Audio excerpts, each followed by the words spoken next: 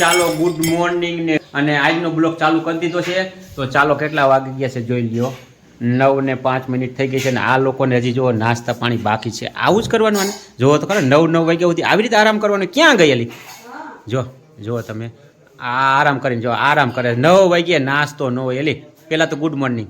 Good morning, જય શ્રી કૃષ્ણ, હર હર મહાદેવ. બધાને new બ્લોગમાં તમારું સ્વાગત છે. હવે 8 દિવસથી ઘરના રૂટિનના જ બ્લોગ આવશે અને જો નાસ્તા પાણી કરી લીધા છે, જાત બાજરા રોટલા ચા જે રૂટિનનું હાલતું હોય ઈ જ. અને હવે જો કામ ઉપાડશું, ઘરનું કામ તો કરવું પડશે ને. હા એ તો કરું કાઈ, તો હું તો ન કરાવું મિત્રો. એ તો આપણે કઈ ન કરવાનું. હા, આરામ કરતા જાય ને કામ કરતું જવાનું અને એને આરામ કરતું જવાનું. આપણે કઈ કામ કરાવી નહીં. આપણે એને ખાલી કોમેડી કરાવી થોડી વિડિયો ઉતારી બધું, બીજું કઈ ન કરી, એડિટિંગ કરી, બીજું તારું શું કામ? જો રાયણ બતાય, ફ્લોર ને રાયણ બતાય. જો રાયણ આવી ગઈ છે, કાલે આવી ગઈ હતી ને આજે આવી ગઈ છે. આ જેટલી ઓલી હોય ને આ બહુ મીઠી ભાઈ હો. રાયણ આવી ગઈ છે. જો આ છે ને આ ખાવામાં બહુ ટેસ્ટ નો આવે કેમ કે આ થોડીક અધકચરી પાકડી, પણ આ વધારે પાકેલી ને એટલે એકદમ ટેસ્ટ એમાં એવું હોય, એમાં એવું હોય ઈ રાયણ હેઠે પડેલી હોય એટલે જે પશુ પક્ષી એ ખાધી હોય ને ચાંચ મારીને હેઠે પાણી નાખે એટલે ઈ વીણી હોય ને એટલે ઈ મીઠી હોય. અને ઓલી ઝાડવેથી આમ ખંખેરીને લઈને એટલે ઈ થોડીક આમ ડુચારા વાળે અંદર ખાઈને એટલે આમ આ બહુ મીઠી છે. અને આ જો અહીંયા બિલ્લું, જો આપણે આજ બિલાનું જ્યુસ બનાવવાનું છે ને. બિલાનું શરબત પીવાનું છે. કોઈ શરબત તો કેજો, અમે તો બિલાનું એટલે મને જ ભાવે છે, તમને જ નથી ભાવતું? ના મન નથી ભાવતું. એમ નથી ભાવતું, મને બિલાનું જ્યુસ ભાવે. જો આ બિલા અત્યારે બિલા બહુ પાકી ગયું છે એકદમ, જો ફાટી ગયું છે.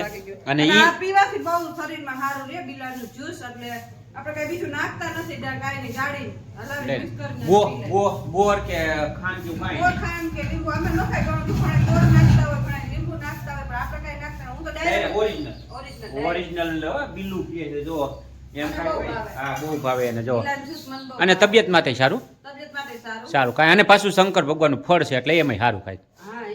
ચાલો આજની પ્રવૃત્તિ બધી શું કરવાની છે કે હવે પછી ખબર પડે આગળ હવે જો આપણે કામ તો કરવા પડશે ને. હજી 9 વાગી ગયા, કઈ થોડું ઘણું કામ કર્યું, રસોઈ કરી, નાસ્તા પાણી કર્યા. એટલે રસોઈ એટલે નાસ્તા પાણી કર્યા અને હવે જો થોડું ઘણું ઘરનું કામ કરશું, બરોબર ને. અને આખો દિવસ ધબધબાટી બોલો તમે બહેના રહેજો મિત્રો.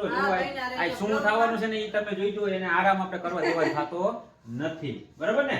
આરામ કરવા રહીશું પણ નથી ખબર. જો આરામ કરું ને તો એમ થાય કામ કરું તો એમ થાય આરામ કરું. થોડુંક થાય તો થાકી જાવ તો એમ થાય લાઈન કામ કરવા મળે. વિચાર એમને તું આટલી બધી હાવ મોરી કા પડી ગઈ, પાતરી કેમ પડી ગઈ? જો મિત્રો હું એની જગ્યાએ જાડો થઈ ગયો, ફાંદો બાંધો નાખી ગયો છું અને ઈ થોડીક પાતરી પડી ગઈ, બરાબર ને. બીમાર છે, તબિયત લૂઝ છે ને એટલે લોહીના ટકા ઘટી ગયા, બીજું કઈ. એટલે નબળાઈ સુધારાવી કામ કરું તો થાકી જાવ. એટલે નોકરી ઉપરથી તો રજા લઈ લીધી, કીધું અહીંયા તો પછી આપણે નોકરી હોય એટલે કરવું પડે. હા કરું, કાંઈ વાંધો નહીં. ચાલો હવે હાલો આજની તારે કામની પ્રવૃત્તિ આપણે બતાવશું. જોરદાર આજ જમાવટ પાડવાની, બરાબર ને. ચાલો મિત્રો વાગી ગયા છે 11:30 અને જોઈ હવે આ બ્લોગર તમારે શું કામ કરે છે. નવરા નથી થતા. હાલો તો આપણે જાય જો. હા એ હજી તો હમણાં 9:30 વાગે તો સિરાવીને નાસ્તો કરીને ઉભા થયા, ત્યાં તો તે પાછી ચાલુ કરી દીધી. 2 કલાકમાં તો પાછી રસોઈ પછી તમે કહો કે મોડું જમવાનું દે તો વેલાહાર ઘરે હોય તો વેલાહાર ગરમ હવે ખાય તો ખરા. એવું છે કે કાંઈ વાંધો. પાછળ બટેટા પડ્યા, બટેટાની તૈયારી નથી હાલતી ને શાકની? બટેકાનું શાક નથી કરવાનું તો ભરેલ ભીંડાનું શાક કરવાનું છે. જો આ ભીંડો લઈ દીધો છે. વાહ ભાઈ વાહ. દાણા બાણા નાખીને મસ્ત તમારા તમને ભાવે ને? હા ભાવે જ ને આપણને. તમારું મસ્ત ભરેલ ભીંડાનું શાક બનાવી જો મિત્રો નાખી જો મિત્રો સિંગ દાણા નાખીને આપણા આટલું ભરેલા ભીંડાનું શાક થાય છે. એટલે જો કે મારું તો ખાલી નામ જ છે, બાકી તો એને જ ખાવા પીવાનું છે ને એના જો એને જ ભાવે છે. પણ આ તો પછી એમ માથે હાથ રાખ્યો કે તમને ભાવે છે ને એટલે કે એ ભરેલા ભીંડાનું શાક બનાવી, બરાબર ને.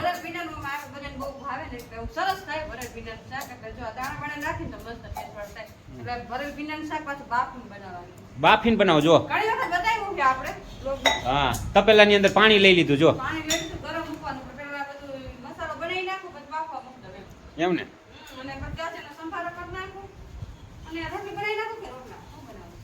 હવે ઈ 2 દીથિયા ઘરે છે. 2 દીથિયા તો 2 દીથિયા તો આપણે જારના ને બાજરીના રોટલા જ ખાઈ છીએ. તો આપણે છે ને રોટલા જ ખાવાનું થાય છે. ચાલો ભીંડાની શાક એટલે રોટલો નહીં હાલે એમ કહેવાનું થાય છે એનું. એટલે રોટલી ઊની ગરમ બરાબર ને. હા ગરમ રોટલી અને ભીંડાનું શાક અને ઓલું ગાજરનો સંભારો હોતન બનાવવાનો છે. જો અને મેં સમાચાર સાંભળ્યા તું કાલ બજારમાં ગઈ હતી 4-5 હાડીઓ લેતી આવી. પણ મારા ભગવાન તે કબાટ આખો હાડીનો ભર્યો પછી આવા ખોટા ખર્ચા મન ન કરાવતી હતો જો ત્યાં હાડિયું છે ને હું લઈ આવી પણ શું હાટું લઈ આવી તમને કહીશું.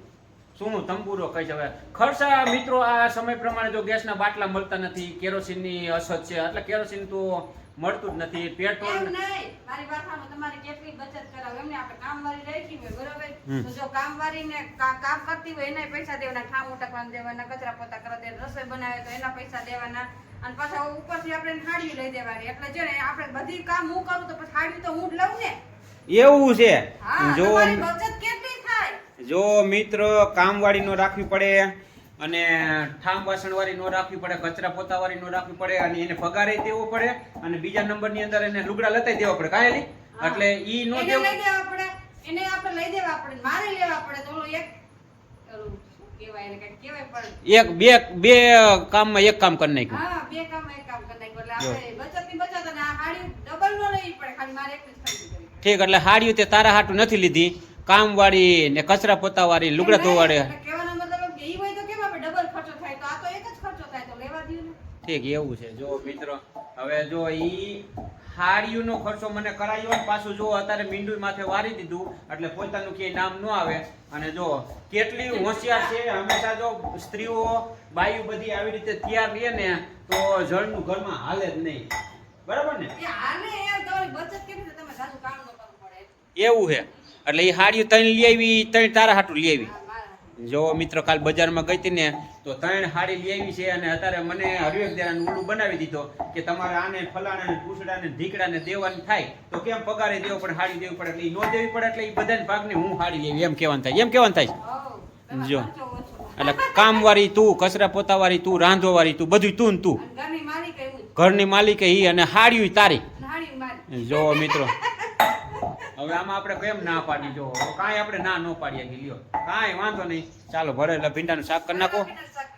અને અહીં ગાજર લીધું છે જુઓ, અને ગાજર આપણી દેશી વાડીનું છે, દેવસીભાઈની વાડીનું. હા જમાવટ હો, કાંઈ વાંધો નહીં. ચાલો હવે ભરેલા ભીંડાનું શાક બપોરે થઈ જાય પછી તમને બતાવશું કેવું શાક બનાવ્યું ને કેવી જમવાની મજા આવે છે.